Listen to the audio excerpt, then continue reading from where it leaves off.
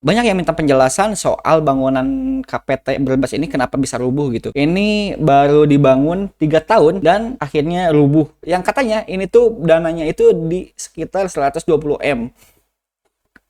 Oke, gua klarifikasi dulu bahwa di sini gua sebagai arsitek bukan sebagai sipil gitu. Kalau misalkan kalian mau tahu tentang kenapa lebih detailnya ini bangunan ini bisa rubuh, kalian bisa lebih cari tahu lagi ke anak sipil. Paling gua mau bahas sedikit dasarnya lah kenapa ini bangunan ini bisa roboh gitu. Yang pertama, ini gua lihat dari bangunan ini bahwa ini ada coran ya, pasti ini tuh pasti menghubungkan si coran ini ke atap ini gitu. Dan yang lebih menariknya lagi, atap ini tuh sebagai titik beratnya gitu. Kita lihat aja ya dari segi pembangunannya di atas ini. Nah, ini kan dicor ya, pinggirnya ini dicor. Yang menariknya itu di bagian sini, nih di bagian sini tuh nggak ada penyangganya. Si pembesiannya juga tidak terlalu kuat. Mungkin pengen meminimalisir dalam segi keuangannya, padahal udah 120 M. Padahal kalau misalkan dalam segi arsitek itu kan yang diutamakan estetikanya gitu ya. Ini kalau misalkan ditambahin tiang di depan ini nih, tiang ini gede ini gak akan masalah gitu. Soalnya kalau kita tambahin tiang di sini itu gak akan jadi masalah. Soalnya di atasnya ini dicor gitu. Yang jadi masalah itu bukan karena corannya itu